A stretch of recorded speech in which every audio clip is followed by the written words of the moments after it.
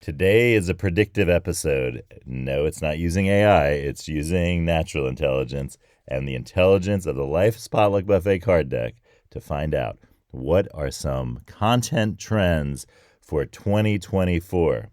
We're a month away from the new year, not the Life's Potluck Buffet New Year, which is August 16th, but the new year in the rest of the world. And so stick around for today's episode. I'm John Paulus. Thanks for joining me. As always, on the bottom of the deck, I have the card I drew yesterday. Yesterday, we talked about TGIF. Thank God it's Friday. And it was the logo card, which is a real fun, wild card in the Life's Potluck Buffet deck that asks you to describe a logo that comes to mind. And you can find out a lot about what you're thinking about if you think about that logo. And so that's on the bottom. I have to say, I've been kind of making sure that there are no gaps in the cards when they're at rest, so to speak. The card deck and rest stays at rest. I think that's a law of physics, at least. Yeah, Life's Potluck Buffet physics. And so I'm making sure that, there's no card that like I accidentally redraw because it's kind of a little bit bent or something. And I also have been putting them back in the pack every day so that they kind of, are tightly held together so that the deck is as gapless as possible because, I'm always looking for when I shuffle, I'm always looking for where there's a gap. But also I look for where cards pop up in the, where one might be higher than the other when I meld them together. And that's where I look for to draw the card as well. Okay, so I'm going to start with my casual shuffle 3 times.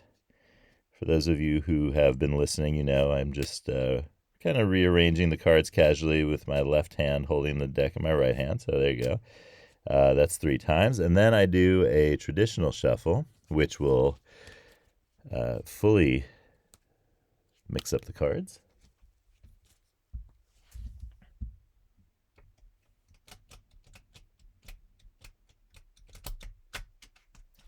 A little slower than usual. It's okay. And then I meld the deck, and then I look for where there's a gap in the deck for, to draw the card. Oh, this is a tough one. There are not a lot of gaps in the deck here. Okay, so here's one. I can't believe I drew this card again. It's Be Like a Good Novelist, Show Don't Tell. I did cards. I just talked about this card the other day. So, well, what do obviously you want me to look at it again. Cards are being really repetitive recently. What's going on, guys? I don't know. All right. Okay. So, be like a good novelist, show, don't tell. Instead of using words to describe your work, create a project that you show others. Meet people of a specific work community related to it. Ask friends, acquaintances, or family to introduce you to people. Sign up for an email list. Join a communication platform of the community. Interact with people in it. Now, say a project that you want to show others. Okay, I think this card gave me a clue about what the cards want me to talk about trends for 2024. I think number one, a big trend is going to be communications platforms. We're going to see the rise of new communications platforms, and in terms of content on those platforms, I think we're going to see probably maybe this isn't a specific, I think just the usual stuff will be on the platforms because, there's only so much stuff that people can say on communications platforms. It's not like, I think that's going to be kind of same as usual. However, I think there are going to be new communications platforms for communities to interact. And I think that is something to look out for in 2024. And especially, I think especially around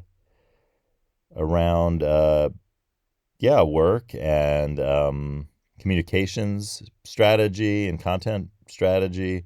I think there's going to be new ways of approaching those platforms. I think people are going to need to find new ways to do that. With the rise of a lot of AI produced content, I think we're going to see a lot of pushback from organizations that are going to say we don't use AI content, we don't use bots, etc. I can think of some organizations right now that that pledge that. I think we're going to see the rise in ethical content, that is content to do with ethics around what is human and what is not human, what is artificial, so to speak. And I think we're going to see lots of content to do with that. I just sense it because we've been talking so much in 2023 about what is the AI of the future and what is the future of AI. Remember, when I talk about it, this is a Life's Potluck Buffet idea. When you talk about the future of something, that means you're being negative about it, even if you don't think you are. So if I say the future of jobs, that means that I'm thinking, oh, jobs are going to disappear in the future. But if I say jobs of the future or jobs for the future, then I am thinking, wow, this is really expansive. There are going to be these new jobs. I'm thinking about innovation and all of those things that are, kind of positive and have hope. So whenever you think about this, whenever you're doing something, and this is going to be a Life's Potluck Buffet content trend continuing into 2024, is that whenever you talk about something in a positive way regarding the future, start with that concept.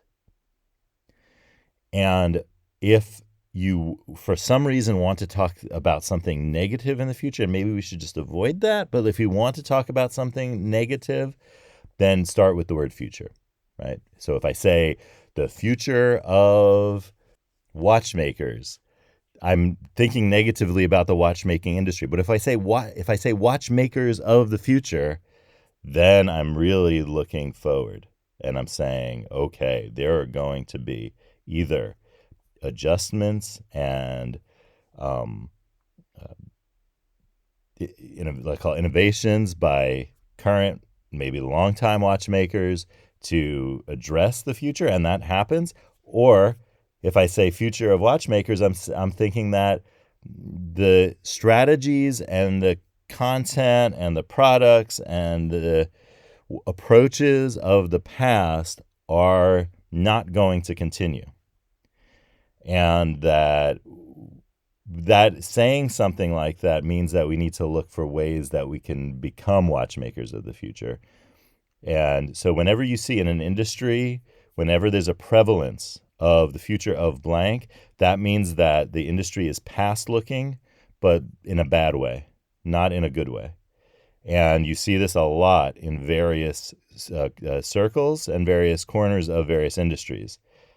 I would say I see it most often, honestly, in the education industry. And that's not a great sign because it means that we're looking too far to the past as opposed to looking to the present and the next thing for solutions. And it's fine to look to the past for solutions, but when it's framed in such a way that says future of blank, you're looking to the past for... You're looking to like nostalgically maybe return to the past or a past that doesn't really exist. It's just not it's just not positive. So keep that in mind and look out for new communications platforms in 2024. That's all the cards can tell me. I'm not fully sure. I can't fully say. The cards know. This is all they're willing to tell me. But look out for that. And also, in your speech, in your content that you produce, when you're looking to be hopeful about something, say that's something first. So I'll say it. I said jobs for the future, not the future of jobs. I hope you have a great day, and I hope that you tune in tomorrow for another weekend episode of Life's Potluck Buffet.